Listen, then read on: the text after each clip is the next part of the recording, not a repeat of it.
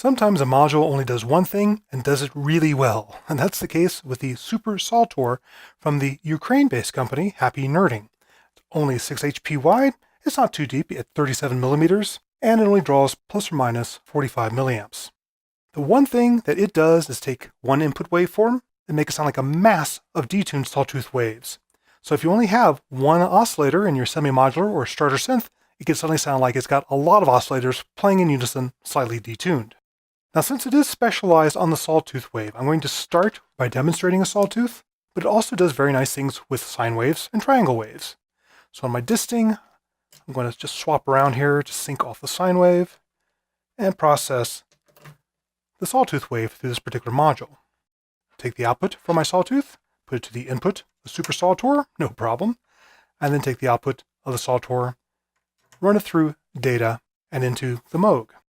You'll notice initially, at mix turned to 0, we just get a pure sawtooth back out. That's that green wave.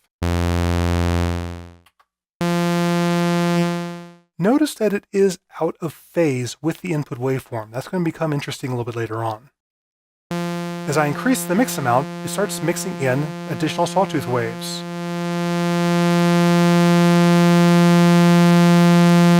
The detuning of the sawtooth waves is set by the spread control.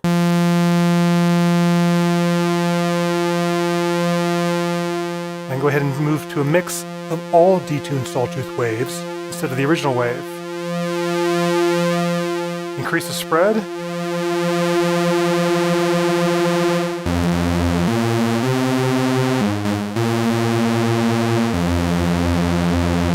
Sounds quite massive and worried at that point.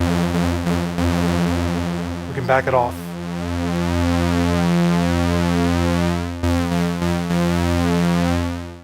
What it is doing is looking at the incoming sawtooth wave, the blue trace, and looking at different voltage references along it, flipping the waveform at those points and recombining the wave to create new sawtooth waves that are just offset in time depending on where it's looking along that particular path. It's a pretty simple little function, a few people have done it, but this is a particularly nice implementation of it. Now it is very sensitive to what the input level is. You can see that my input wave is quite tall compared to these detuned sawtooth waves that are being mixed in with it. I find that attenuating your waveform before it gets to the Sawtor does give you some more flexibility in sound. So let's go ahead and do that quickly. I'm going to pull out my input. I'm going to run it through one of my attenuators on my mixer. Put that back into the input. I happen to have it as a negative amount of attenuation, so it's back in phase right now. That'll come in handy if I want to mix the original waveform back in with the output of the Sawtor, particularly, say, using the mix section of the Moog Mother 32. But I can also play around with the level control here to decide how that mixes in. Let's play a note, hear what that sounds like.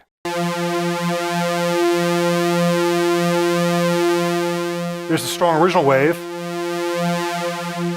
And there's a weaker original wave where we can hear more of the buzz of the additional sawtooth waves. So it's good to maybe attenuate your input a little bit to get more of this mix.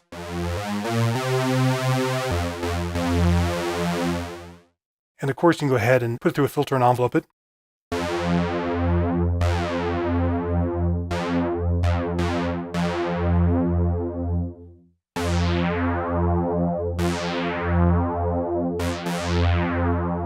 Boy, that's a massive sound, and just from one oscillator. Now, if you do attenuate the input wave too much, it'll drop below the threshold that it's looking for to flip the wave and create additional sawtooth waves. So it actually will start to glitch out if you reduce the input too much.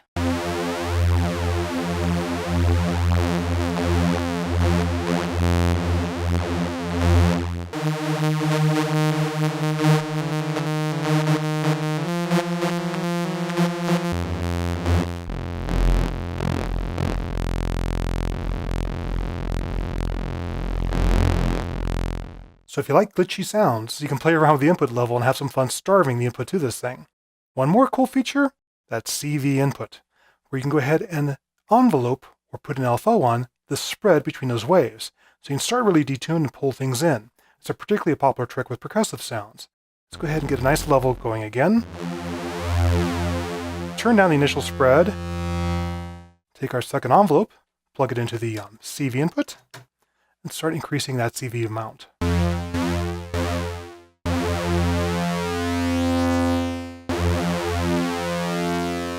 Put my sustain level to the amount of spread I want during sustained notes. And then speed up my envelope.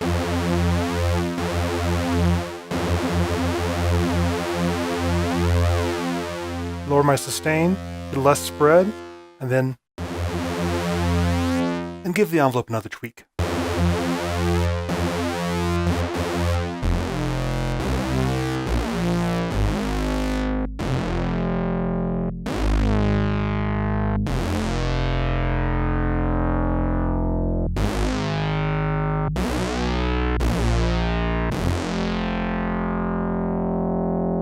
Lovely thick sound. As I mentioned, you don't have to use just sawtooth waves through this. I'm going to get some initial spread here again. I'll flip back around to using my sine wave and get a lovely hollow sound out of it. Now, a pure sine wave is like this, but when we add these various detuned versions of it, you get a cool sound. It's doing the same thing. It's looking at different voltage levels along the sine wave and then flipping it to create new sawtooth waves to blend in. It too is input level sensitive. I go ahead and overdrive the input to get a nice loud sine wave with a bit of clipping, a little bit of bass to it. We'll back it off, get more of a beehive sound. More hollow.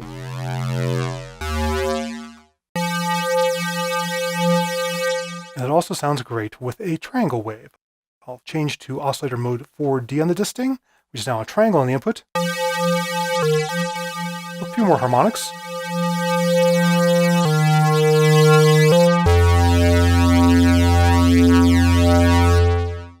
Such a simple module, but such a big impact on the sound. And if you like that sound, it's a great addition if all you have is one oscillator in your starting modular system.